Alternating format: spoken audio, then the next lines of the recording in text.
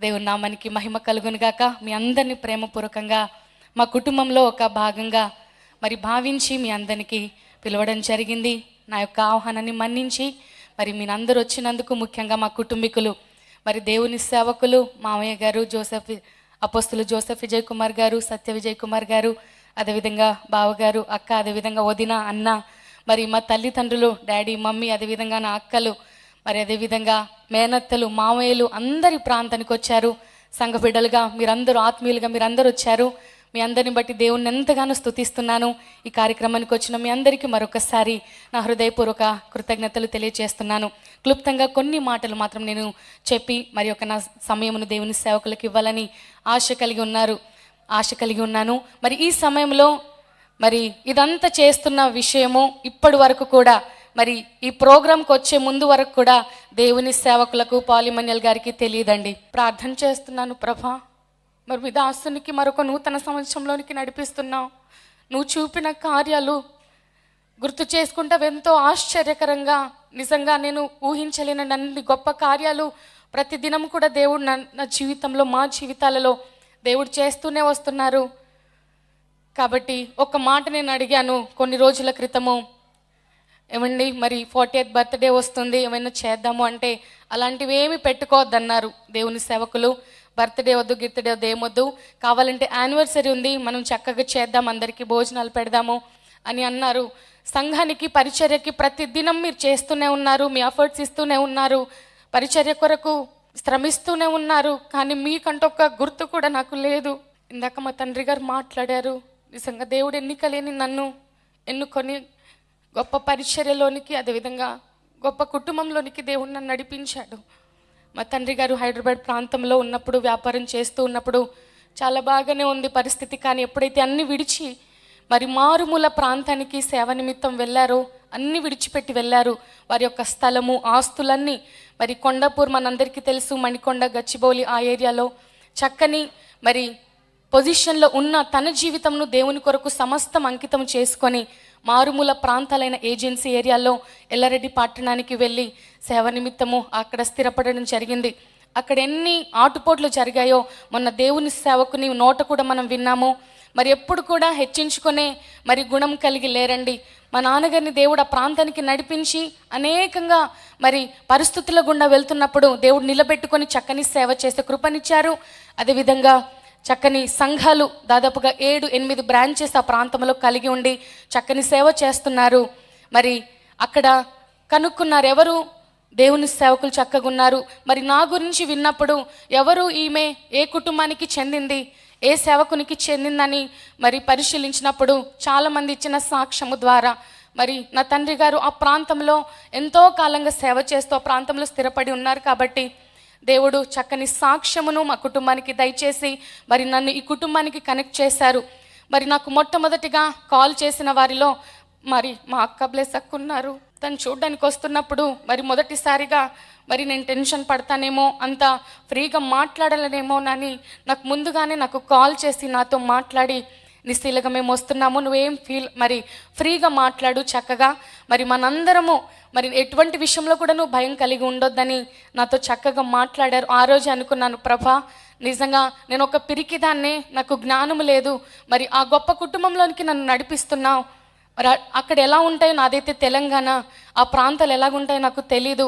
ప్రభా, నీ చిత్తానుసారంగా నన్ను నడిపించు, నాకు ధైర్యము నువ్వునని నేను ప్రార్థన పూర్వకంగా ఆ కుటుంబంలో అడుగుపెట్టాను. ప్రియ దేవుని బిడ్డలారా, అడుగుపెట్టిన దగ్గర నుండి కూడా నిజంగా ఎన్నో అనుభవాలు, ప్రతి దినము కూడా ఒక అక్క చెల్లెలుగా, మరి సొంత అక్క చెల్లెలుగా ప్రోత్సహించుకుంటూ, మరి తిన్న తర్వాత కొంత సమయమైనా మేము మాట్లాడుకుంటూ, మరి ఇద్దరు అన్నతమ్ములు ఎంత చక్కగా సేవలో కొనసాగుతున్నారు. మరి మనం చక్కగా ప్రార్థన సపోర్ట్ మనం ఇవ్వాలి ఇంట్లో ఉండి అని చెప్పి ఎన్నో విషయాలు నన్ను బలపరుస్తూ, అదేవిధంగా మా వదిన కూడా ఈ ప్రాంతంలో ఉన్నారు. ప్రతిదీ తన దగ్గర లేకపోయినా మరి తన అత్తగారింట్లో తను ఉండాలి. అక్కడి నుంచి కాల్ చేస్తూ ఒక నూతనంగా వారి గృహంలో నన్ను అడుగు పెట్టాను. కాబట్టి నన్ను ఎంతగా సపోర్ట్ చేయాలో, ఏ విషయంలో నాకు గైడెన్స్ ఇవ్వాలో ప్రతిదీ కూడా నాకు మరి తెలియచేస్తూ, ఇక్కడే మా అత్తమ్మ ఉన్నారు, తనను బట్టి నేను ఎంతగానో దేవుని స్తుతిస్తున్నాను. మరి నా తల్లిగారు కూడా ఉన్నారు, వారు ఏ విధంగా నన్ను పెంచి పెద్ద చేశారో, మరి ఈ కుటుంబంలోనికి వచ్చిన తర్వాత మరి నా అత్తగారు, మా అత్తగారు గారు కూడా నన్ను ఒక కన్న కూతురి వలె అదే ప్రేమను పంచుతూ ఇప్పటికీ కూడా మా ముగ్గురిని సమానంగా కూతుర్లలాగే చూస్తూ దేవుని కృపలో మమ్మల్ని ముందుకు నడిపిస్తూ ఉన్నారు. హల్లెలూయా. ఎందుకు ఈ విషయాలు ఈ సందర్భంగా చెప్తున్నానంటే, మరి ఆ కుటుంబము వదిలి వస్తున్న సమయంలో నేను కార్చిన కన్నీరు నిజంగా నా యేసే చూశాడు. సేవ మరి దేవుడు పిలిపించాడు. పాలిమన్యాల్ గారికి వెంటనే నా దగ్గరకు వచ్చి అన్నారు, అమ్మ మనం వెంటనే విజయవాడ సేవకి వెళ్తున్నాము అనగానే నాకేం అర్థం కాలేదు. అదేంటి ఇప్పుడే కొత్త ఇంట్లోకి వచ్చాము, చిన్న బిడ్డలు ఉన్నారు, విజయవాడ ఏంటి, అక్కడ ఎక్కడ ఉంటామని అడిగినప్పుడు అవన్నీ నాకు తెలియదు. దేవుడు నాకు ప్రేరేపణ ఇస్తున్నాడు, మనం వెళ్తున్నాం అనగానే నాకు ఒకంత ఆలోచన, ఎక్కడ ఉంటాం ఎలా ఉంటామని. కానీ ఒకంత బాధ, ఇంత చక్కని కుటుంబమును, అన్ని విధాల అన్ని సౌకర్యాలు, మరి నా ఇద్దరు బిడ్డలను చూసుకోవడానికి కూడా నాకు ఎటువంటి కష్టము లేని కుటుంబమును, చక్కగా ప్రేమించే కుటుంబం నాకు ఇచ్చావయ్యా. ఈ కుటుంబాన్ని విడిచిపెట్టి వెళ్తే మరి మా పరిస్థితి ఎలాగుంటుందని మరి వచ్చాను. రాజమండ్రిలో ప్రారంభించానండి ఏడవటము. విజయవాడ వచ్చాము, మరి సామాన్ అంతా షిఫ్ట్ అయింది. కానీ నా ఏడుపు ఆగట్లేదు. పాల్గారు కార్తీక గాని ఒక మాట అన్నారు, అమ్మ అన్ని రోజులు ఒకలాగా ఉండవు, దేవుడు ఖచ్చితంగా బ్లెస్ చేయడానికి మమ్మల్ని ఇక్కడ తీసుకొచ్చాడు, ధైర్యంగా ఉండని చెప్పి మరి నన్ను ధైర్యపరిచి మరి ఇంట్లోకి తీసుకువెళ్ళి బిడ్డలని నిజంగా ఎంతో కష్టమండి. అందరు చిన్న బిడ్డలు, వారిని సంజాయించడము, ఇటు పరిచర్య చూడడము, అన్ని విషయాల్లో కూడా నా భర్త నాకు ఎంతగానో మరి మోటివేట్ చేస్తూ, ఇంట్లో ఒక భర్తగా ఎలా ఉండాలో, పిల్లలకి ఎలాగ తండ్రిగా ఉండాలో, అన్ని విషయాల్లో కూడా ఎంతో చక్కని ఆలోచన కలిగి దేవుని కృపలో ముందుకు నడిపిస్తూ వస్తున్నారు. మరి వచ్చిన తర్వాత ఎన్నో ప్రతికూల పరిస్థితులు వచ్చాయి తెలుసు. ప్రతి దినము కూడా అత్తమ్మ మావయ్య కాల్ చేస్తూ, అమ్మ ఎలా ఉన్నారు, అక్కడ పరిస్థితులు ఎలాగున్నాయి, సేవ ఎలాగుంది, ప్రార్థన చేయండి, మెయిన్ ప్రార్థన ఒకటే అని ప్రతి దినము కూడా వారి సపోర్ట్ మాకు ఇస్తూ మరి నడిపిస్తూ వస్తున్నారు. ప్రియ దేవుని బిడ్డలారా, వారి యొక్క సహకారము, వారి ప్రార్థన, నా తల్లిదండ్రుల సహకారం, వారి ప్రార్థన సహకారము వల్లనే ఈ రోజున వారి బిడ్డలముగా ఈ ప్రాంతంలో దేవుడు మమ్మల్ని స్థిరపరిచాడు. హల్లెలూయా. ఆ మాట ఖచ్చితంగా చెప్పగలను. మరి మొన్నటి దినా నేను ఆలోచిస్తున్నప్పుడు మరి కరోనా సమయంలో దేవుడు ఎంత గొప్ప కృప చూపి మరలా చక్కని ఆరోగ్యాన్ని ఇచ్చి నిలబెట్టారు. ఆ కరోనా సమయంలో చూసినప్పుడు ఒకానొక సందర్భంలో డైమస్ పడిపోయి మరి ఎంతగానో క్రిటికల్ పొజిషన్కి వెళ్ళిపోయారు. ఆ ప్రాంతంలో ఆ సమయంలో వీడియో కాల్ చేశాము, ఎన్నిసార్లు చేస్తున్నా కట్ చేస్తూ ఉన్నారు. అయితే చాలాసారికి ఒక్కసారి వీడియో కాల్ ఆన్ చేయగానే పాల్ గారి పరిస్థితి చూసేసరికి నేను తట్టుకోలేకపోయానండి. ప్రభా ఏంటి మా పరిస్థితి, మమ్మల్ని నడిపించావు విజయవాడకి, నీ సేవ అని వచ్చాము, నీ సేవకు పిలుచుకున్నావని మేము వచ్చాము, మమ్మల్ని అన్యాయం చేయొద్దయ్యా, మమ్మల్ని విడిచిపెట్టొద్దు, మమ్మల్ని అనాథన చేయొద్దని దేవుని సన్నిధిలో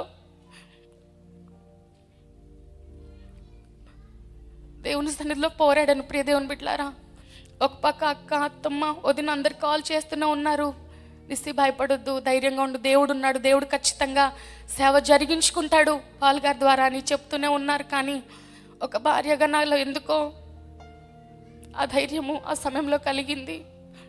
ఆ సమయంలో ఉన్న ఫొటోస్ చూస్తే నిజంగా ఎవరికైనా కొంత భయమే కలుగుతుందేమో. అయితే దేవుడు మొన్నటి దినాన అవన్నీ నాకు చూపిస్తున్నారు. ఇంత గొప్ప కార్యం చేశావు ప్రభా, నీకు కనీసం కృతజ్ఞత కూడిక కూడా పెట్టుకోలేదు. ఎందుకంటే పరిచర్యలో బిజీ అయిపోతూ వస్తున్నాము, ప్రతిరోజు కూడా సరిగ్గా నిద్ర ఉండదు, మరి కుటుంబంతో గడిపే అవకాశం ఉండదు. అయితే ఎలాగైనా సరే ఒక చిన్న థ్యాంక్స్ గివింగ్ అయినా పెట్టాలని ఆశపడ్డప్పుడు పాల్గారితో చెప్తే, అసలు అలాంటివి ఏం వద్దమ్మా, ఇప్పటికే పరిచర్య భారం ఎక్కువగా ఉంది, మరలా యానివర్సరీ వస్తూ ఉంది ముందు, అది చేద్దాము, మరలా సంఘానికి చేయాలి తప్పకుండా, సంవత్సరానికి ఒకసారి అని చెప్పారు. కానీ నేను మాటను మనసులో ఉంచుకొని ఎలాగైనా థ్యాంక్స్ గివింగ్ ప్రేయర్ పెట్టాలని ఆలోచనతో మరి ప్రార్థన చేశాను. అయ్యా నీ చిత్తమైతే నన్ను ముందుకు నడిపించమని. మొట్టమొదటిగా మరి అప్పుడే యుఎస్ నుండి వచ్చి ఉన్నారు. మొన్నటి దినాన పరిచర్యను ముగించుకొని బావగారికి నేను కాల్ చేశాను. బావగారు ఇలా అనుకుంటున్నానండి అనగానే, అమ్మ తప్పకుండా ప్రేరే కదా, నువ్వు చేయి, మేము వస్తాం, తప్పకుండా మా ఫ్యామిలీ అందరం వస్తామని చెప్పారు.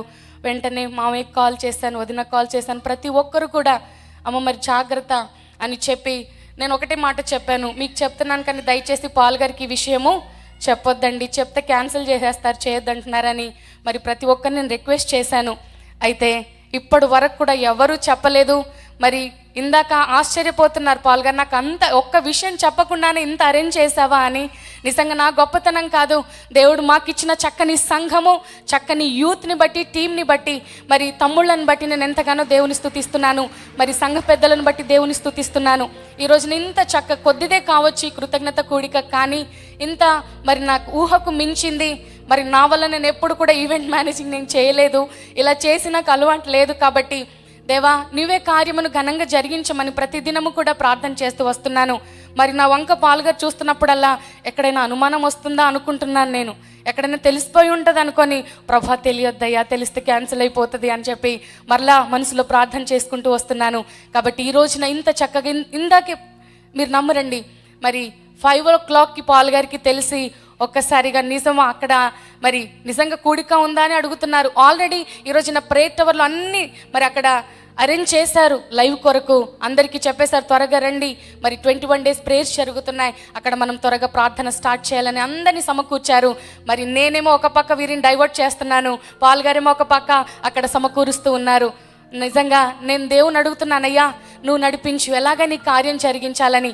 ఎట్టకేలకు ఈ రోజున ఇంత చక్కని స్తుతి, మరి ఇంత చక్కని కృతజ్ఞత కూడిక జరుపుకోవడానికి నా కుటుంబ సమేతంగా, మరి నా ఆత్మీయుల సమేతంగా ఇంత చక్కని కృతజ్ఞత కూడికను జరుపుకోవడానికి దేవుడు నాకు ఇచ్చిన కృపను బట్టి దేవుని ఎంతగానో స్తుతిస్తూ, మరి మీ అందరిని బట్టి నేను ఎంతగానో దేవుని స్తుతిస్తున్నాను. మీ అందరికీ నేను ఎంతగానో కృతజ్ఞురాలను. మీరు చేస్తున్న ప్రార్థన, మీరు అందిస్తున్న సహకారాల ద్వారానే ఈ పరిచర్య మరి ఎంతో ముమ్మరంగా దేవుని కృపల ముందుకు కొనసాగుతుంది. నిజంగా ఏమిచ్చినా తక్కువే. మీరు చేస్తున్న ప్రార్థనలకి మమ్మల్ని మంచి మనసుతో మమ్మల్ని ప్రేమిస్తూ దేవుని సేవకులుగా మమ్మల్ని మరి ఎంతో చక్కగా చూసుకుంటూ మమ్మల్ని ముందుకు మరి ప్రోత్సహిస్తున్నారు పరిచర్యను. అందుని బట్టి దేవుని స్తుతిస్తున్నాను. ఈ సందర్భంలో మరి దేవుని సేవకులు కూడా మాట్లాడతానని చెప్పారు కాబట్టి సమయం ఎక్కువ అవుతుంది. ఈ సమయాన్ని ఇచ్చిన దేవాది దేవునికి, అదేవిధంగా దేవుని సేవకులకు, వదినకు, అక్కకు, బావగారికి, అన్నకి, అత్తమ్మకు, మావయ్యకి, డాడీకి, మమ్మీకి, నా ఆత్మీయులందరికీ మరొకసారి హృదయపూర్వకమైన కృతజ్ఞతలు తెలియజేసుకుంటూ మరి మాటలు ముగిస్తున్నాను. నేను ఇక్కడికి రాకముందే మా తమ్ముడు నన్ను అడిగాడు, అక్క మళ్ళీ ఏడుస్తావా అని. నిజంగా ఏడుపు అనేది ఏడవాలంటే రాదండి, అది దేవుని కార్యాలు గుర్తు చేసుకుంటే హృదయ లోతుల నుండి వచ్చే ఆనందమే ఏడుపుగా కనబడుతుంటుంది, కన్నీళ్లుగా కనబడుతుంటుంది. మరి అటువంటి దానిలో నేను ప్రథమురాలిని, ఎందుకంటే అందరికంటే ఎక్కువ కృప పొందుకున్న దాన్ని నేను చెప్పాలి. కాబట్టి దేవుడు అట్టి కృపలోనికి మమ్మల్ని నడిపించి ఈ రోజున విజయవాడ పట్టణంలో ఆశీర్వాదకరంగా మా ఇరువురిని, సంఘాన్ని, కుటుంబాన్ని నిలిపినందుకు నేను ముందుగా దేవునికి కృతజ్ఞతలు చెల్లిస్తూ, మీ అందరికీ కూడా కృతజ్ఞతలు చెల్లిస్తూ ఈ మాటలు ముగిస్తున్నాను. దేవుడు దీవించును గాక.